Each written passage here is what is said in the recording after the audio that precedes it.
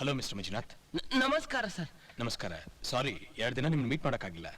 ಇದೇನಿದು ತಾವರೆ ಅಂತಿದ್ದ ನಿಮ್ಮ ಮುಖ ಮುದುಡಿ ಹೋಗಿದೆಯಲ್ಲ, ಸಾರಿಗೆ ಮೈ ಸೇರಿಲ್ಲವೋ? ಛೇ, ಹಾಗೇನಿಲ್ಲ. ಕುಡಿಯೋಕೆ ಅಂತ ಗೊತ್ತೀರಾ? Hot drinks, cool drinks. ನೋಡಿ ಸರ್, ನನಗೆ ಮೊದಲು ಬೇಕಿರುವುದು ಕಥೆಯ ಕ್ಲೈಮ್ಯಾಕ್ಸ್. ಅದು ಏನು ಅಂತ ಗೊತ್ತಿಲ್ಲದೆ ನಾನು ಒಂದು ತೊಟ್ಟು ನೀರೂ ಕುಡಿಯುವುದಿಲ್ಲ. ಹೇಳ್ತೀನಿ, ಅದಕ್ಕೋಸ್ಕರ ತಾನೇ ನಿಮ್ಗೆ ಬರಕ್ಕೆ ಹೇಳಿದ್ದು. ಸಿಗರೆಟ್? ಅಯ್ಯೋ ಬೇಡ.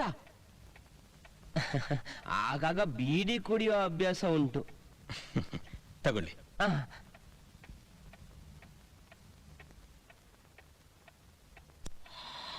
ಮಿಸ್ಟರ್ ಮಂಜುನಾಥ್, ನಾನು ಹೇಳಿದ ಕಥೆ ಮುಕ್ತಾಯ ಯಾವ ರೀತಿ ಇದ್ರೆ ಚೆನ್ನಾಗಿರುತ್ತೆ ಅಂತ ನೀವು ಯೋಚನೆ ಮಾಡಿದ್ರೆ? ಮಾಡಿದೆ ಸರ್. ನಿಮ್ಮ ಕಥೆಗೆ ನನ್ನಲ್ಲಿ 2 ರೀತಿಯ ಕ್ಲೈಮ್ಯಾಕ್ಸ್ ಉಂಟು. ಒಂದು, ಆ ಹುಡುಗಿ ಮನಸ್ಸು ಬದಲಿಸಿ ಗಂಡನ ಜೊತೆಗೆ ಬಾಳಬೇಕು, ಇಲ್ಲ ಆಕೆ ವಿಷ ಕುಡಿದು ಸಾಯಬೇಕು. ಯಾಕೆ ಸರ್ ನೀವು ನಗುವುದು? ನಾನು ಹೇಳಿದ 2 ಕ್ಲೈಮ್ಯಾಕ್ಸ್ ನಿಮಗೆ ಸರಿ ಇಲ್ಲವೋ? ಅಲ್ಲ ಮಂಜುನಾಥ್, ಒಂದು ಹೆಣ್ಣು ಮನಸ್ಸು ಬದಲಾಯಿಸ್ಕೊಳ್ಳೋದು, ಗಂಡನ ಜೊತೆ ಬಾಳೋದು ಮಾಮೂಲಾಗಿ ಎಲ್ಲಾ ಪಿಕ್ಚರ್ಸ್ ಅಲ್ಲೂ ಬರೋ ಕ್ಲೈಮ್ಯಾಕ್ಸ್ ತಾನೆ? ಹೌದು. ಆ ಹೆಣ್ಣು ಒಬ್ಬನು ಪ್ರೀತಿಸಿದನ್ ಬಿಟ್ಟು ಬೇರೆ ಯಾವ ತಪ್ಪನ್ನು ಮಾಡಿಲ್ಲ. ಹಾಗಿರುವಾಗ ಆಕೆನ ಅನ್ಯಾಯವಾಗಿ ಯಾಕೆ ಕೊಲ್ಬೇಕು? ಹಾಗೆ ಕೊಂದ್ರು ಅದು ಎಷ್ಟೋ ಪಿಕ್ಚರ್ಸ್ ಅಲ್ಲಿ ಬಂದಿರೋ ಕ್ಲೈಮ್ಯಾಕ್ಸ್ ತಾನೆ? ಅದು ಸರಿನೇ. ಸೊ ಎಲ್ರೂ ಮಾಡೋ ಕ್ಲೈಮ್ಯಾಕ್ಸ್ ನಾವು ಮಾಡೋದಕ್ಕಿಂತ ಆ ಹುಡುಗಿನ ಅವಳ ಲವರ್ ಜೊತೆ ಯಾಕೆ ಸೇರಿಸಬಾರ್ದು? ಅದು ಹೇಗೆ ಸಾಧ್ಯ ಸರ್? ಮದುವೆ ಆದ ನಂತರ ಆ ಹುಡುಗಿ ಇನ್ನೊಬ್ಬನ ಜೊತೆಗೆ ಹೋಗುವುದು ತಪ್ಪಲ್ಲವೋ? ತಪ್ಪೇ. ಆದರೆ ಪ್ರಾಣಕ್ಕಿಂತ ಹೆಚ್ಚಾಗಿ ಪ್ರೀತಿಸ್ತಿರೋ ತನ್ನ ಲವರ್ನ್ ಬಿಟ್ಟು ಅವಳು ಇನ್ನೊಬ್ಬನ ಜೊತೆ ನೆಮ್ಮದಿಯಾಗಿ ಬದುಕೋಕ್ ಸಾಧ್ಯ ಅಂತೀರಾ? ಅದು ಸ್ವಲ್ಪ ಕಷ್ಟವೇ. ಹಾಗೆ ನೆಮ್ಮದಿ ಇಲ್ಲದೆ ಬಾಳೋದಕ್ಕಿಂತ ವಿಷ ಕುಡಿದು ಸಾಯೋದೇ ಸರಿ ಅನ್ನೋ ನಿರ್ಧಾರಕ್ಕೆ ಬರ್ತಾಳೆ. ಈ ನ್ಯಾಯನಾ? ಇಲ್ಲ, ಅನ್ಯಾಯವಾಗಿ ಒಂದು ಜೀವ ಹೋಗಬಾರದು. ಅಂದ್ರೆ ನಿಮ್ ಪ್ರಕಾರ ಅವಳು ನೆಮ್ಮದಿಯಾಗಿ ಬದುಕೋ ಹಾಗೂ ಇಲ್ಲ, ಸಾಯೋ ಹಾಗೂ ಇಲ್ಲ. ಹಾಗಿರುವಾಗ ಅವಳು ಯಾಕೆ ಮತ್ತೆ ಅವಳ ಲವರ್ ಹತ್ರ ತಿರುಗಿ ಹೋಗ್ಬಾರ್ದು? ಅದು ಹೇಳಿ. ಕೇವಲ ತನ್ನ ಮನೆಯವರು ಬಲವಂತಕ್ಕಾಗಿ ಕುತ್ತಿಗೆ ಚಾಚಿ ತಾಳಿ ಕಟ್ಸ್ಕೊಂಡ ಒಂದೇ ಒಂದು ಕಾರಣಕ್ಕೋಸ್ಕರ ಅವಳು ಜೀವಮಾನವಿಡೀ ಕಣ್ಣೀರು ಹಾಕ್ಬೇಕು ಅಂತ ಹೇಳ್ತೀರಾ? ನಿಮ್ಮ ಪಾಯಿಂಟ್ಸ್ ಎಲ್ಲ ಕರೆಕ್ಟೇ. ಆದರೂ ಆಚಾರ ಸಂಪ್ರದಾಯ, ಮದುವೆ. ಮಿಸ್ಟರ್ ಮಂಜುನಾಥ್, ನಮ್ ದೇಶದಲ್ಲಿ ಆಗೋ ಮದುವೆಗಳಲ್ಲಿ ಹುಡುಗಿ ಹಿಡಿಸಿದಾಳ ಅಂತ ಹುಡುಗನ್ ಕೇಳ್ತಾರೆ ಹೊರತು ಹುಡುಗ ಹಿಡಿಸಿದಾನಂತ ಹುಡುಗಿನ ಕೇಳಲ್ಲ. ಯಾಕೆ? ನಮ್ಮಲ್ಲಿರೋ ಆಸೆ ಆಕಾಂಕ್ಷೆಗಳು ಅವರಲ್ಲಿರುತ್ತವಾ? 21ನೇ ಶತಮಾನದಲ್ಲಿ ಏನೇನೋ ಬದಲಾವಣೆಗಳಾಗ್ತಾ ಇರ್ಬೇಕಾದ್ರೆ ಇದೊಂದು ಸಣ್ಣ ಬದಲಾವಣೆ ಯಾಕಾಗ್ಬಾರ್ದು? ಅದರಲ್ಲೂ ಹುಡುಗಿ ಗಂಡನೇ ಆಕೆ ಲವರ್ಗೊಪ್ಸಿದ್ರೆ ತಪ್ಪಿಲ್ವಲ್ಲ? ತಪ್ಪಿಲ್ಲ. ಆದ್ರೆ ಈ ಕ್ಲೈಮ್ಯಾಕ್ಸ್ ನ ಸಂಪ್ರದಾಯಸ್ಥ ಜನ ಒಪ್ಪಬೇಕಲ್ಲ ಸರ್? ಆ ಜನಗಳ ಬಗ್ಗೆ ನಂಗೆ ಯೋಚನೆ ಇಲ್ಲ. ನಿಮ್ಗೆ ಕ್ಲೈಮ್ಯಾಕ್ಸ್ ಒಪ್ಗೆನಾ? ನನಗೆ ಸರಿ ಉಂಟು ಅಂತ ತೋರ್ತದೆ. ನಂಗೋಸ್ಕರ ಹೇಳ್ಬಿಡಿ, ಬಿಚ್ಚು ಮನಸ್ಸಿನಿಂದ ಹೇಳಿ. ನೀವು ಇಷ್ಟೆಲ್ಲ ಒಳ್ಳೆ ಪಾಯಿಂಟ್ಸ್ ಹೇಳಿದ ಮೇಲೆ ನನಗೆ ಈ climax okay sir. Thank you. ಬನ್ನಿ ಮೇಲಕ್ಕೆ ಹೋಗೋಣ. ಮೇಲೆಯಾ? ಯಾಕೆ? ನಿಮ್ಗೆ ಅಡ್ವಾನ್ಸ್ ಕೊಡೋಕೆ. ಅಡ್ವಾನ್ಸಾ? ಸರ್, ಈ ಪಿಕ್ಚರಿನ ಕತೆ ಬ್ಯೂಟಿಫುಲ್ ಸರ್. ಇದರ ಕ್ಲೈಮ್ಯಾಕ್ಸ್ ಅಂತೂ ವಂಡರ್ಫುಲ್ ಸರ್. ಸರ್, ಈ ಪಿಕ್ಚರ್ ಖಂಡಿತ 100 days ಸಿಲ್ವರ್ ಜೂಬ್ಲಿ. ಇಲ್ಲ ಸರ್, ಭಯಂಕರ ಹಿಟ್ಟಾಗ್ಲಿಕ್ಕುಂಟು ಸರ್. ನನ್ನ ಸರ್ವಿಸ್ ನಲ್ಲಿ ಇಂಥ ಕಥೆಯನ್ನು ಕೇಳಿಯೇ ಇಲ್ಲ ಸರ್. High class climax. ಈ ಕಥೆಗೆ ಕ್ಲೈಮ್ಯಾಕ್ಸ್ ಬಾ.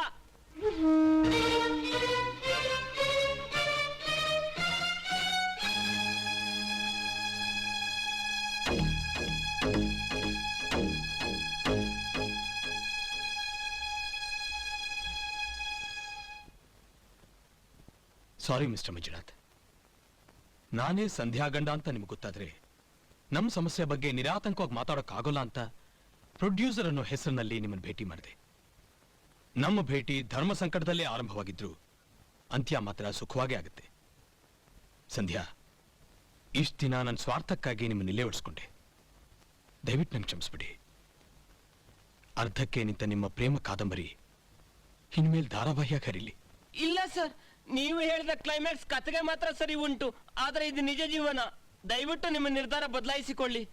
ಮಿಸ್ಟರ್ ಮಂಜುನಾಥ್, ಸಿನಿಮಾ, ಕಥೆ, ನಾಟಕ ಇದೆಲ್ಲ ನಿಜ ಜೀವನದ ಪ್ರತಿಬಿಂಬಗಳು ತಾನೆ. ನೆರಳು ನಿಜವಾಗ್ತಾ ಇದೆ ಅಂತ ತಿಳ್ಕೊಬೇಡಿ. ಇಷ್ಟು ದಿನ ನಿಜಾನೇ ನೆರಳಾಗಿತ್ತು. Please proceed. ಅದಲ್ಲ ಸರ್. ಪ್ಲೀಸ್.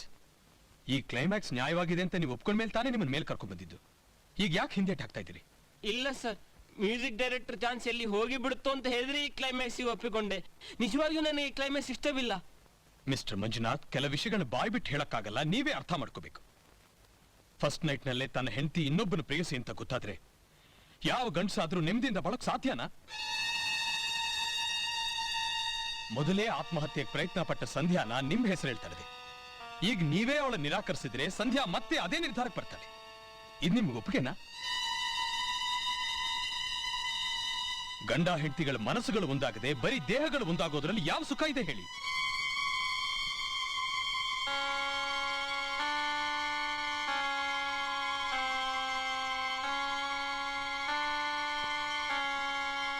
ಸರಿ ಸರ್, ಸಂಧ್ಯಾಳನ್ನ ನಾನು ಜೊತೆ ಕರ್ಕೊಂಡು ಹೋಗ್ತೇನೆ.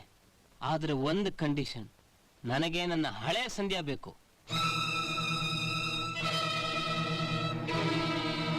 ಸಂಧ್ಯಾ ಈಗ ಹಳೆಯ ಸಂಧ್ಯಾಗಿ ಇಲ್ಲ. ಈಕೆ ಹಳೆಯ ಸಂಧ್ಯಾಗಿ ಬಂದರೆ ಮಾತ್ರ ಕರೆದುಕೊಂಡು ಹೋಗ್ತೇನೆ.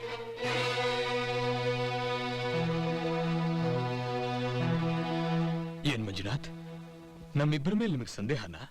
ಚೀಚಿ, ಈ ಮಂಗಳೂರು ಮಂಜುನಾಥ್ ಅಂತ ಚೀಪ್ ಮನುಷ್ಯ ಅಲ್ಲ ಸರ್. ಸಂಧ್ಯಾಳ ಕೊರಳಲ್ಲಿ ನೀವು ಕಟ್ಟಿದ ತಾಳಿ ಉಂಟು. ಅದರೊಂದಿಗೆ ಅವಳನ್ನು ಮುಟ್ಟಿದರೆ ನಿಮ್ಮ ಹೆಂಡತಿಯನ್ನು ಮುಟ್ಟಿದಾಗೆ ಆಗುತ್ತದೆ. ಸಂಧ್ಯಾ, ಆ ತಾಳಿಯನ್ನು ಕಿತ್ತು ಅವರಿಗೆ ಕೊಡು.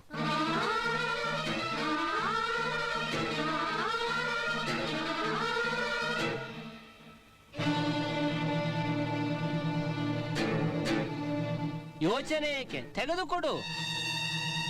ಅದು ಸಾಧಾರಣ ತಾಳಿ ತಾನೆ, ತೆಗೆದು ಬಿಡು. ನನ್ನ ಜೊತೆಗೆ ಬರಲು ಒಪ್ಪಿದ್ದೀಯಲ್ಲ, ಕಿತ್ತು ಬಿಸಾಕು.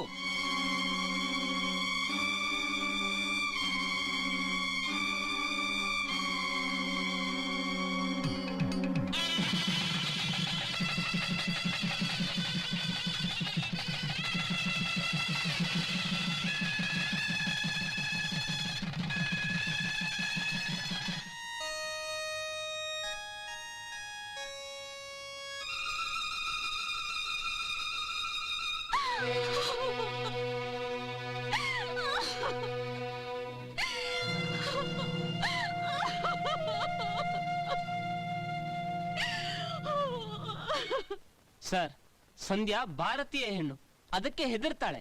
ನೀವು 21ನೇ ಶತಮಾನದವರು ತಾನೆ, ನೀವೇ ಕಿತ್ತು ಬಿಡಿ. ನೀವು ಯಾಕೆ ಸರ್ ಯೋಚಿಸುವುದು? ಆಚಾರ ಬದಲಾಯಿಸಬೇಕೆಂದವರು ನೀವೇ ತಾನೆ. ಕಿತ್ತು ಹಾಕಿ ಆ ತಾಳಿಯನ್ನು. ಮದುವೆ ಆಚಾರ ಸಂಪ್ರದಾಯ ಎಲ್ಲ ಮಣ್ಣಂಗಟ್ಟಿ ಕಿತ್ತು ಬಿಸಾಕಿ ಸರ್.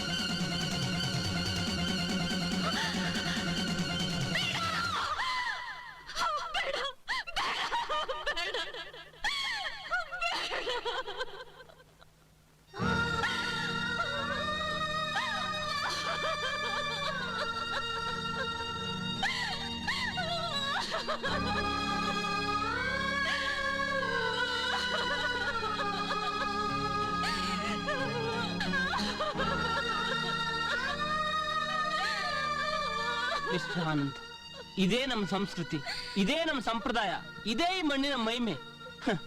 21ನೇ ಶತಮಾನದಲ್ಲಿ ಏನೇನೋ ಬದಲಾಗಬಹುದು ಅಂತ ಹೇಳಿದ್ರಲ್ಲ, ಆದ್ರೆ ಒಂದು ಸೇರಿ ಮೂರಾಗಲ್ಲ. ಇದೇ ನಮ್ಮ ದಾಂಪತ್ಯ ತತ್ವ.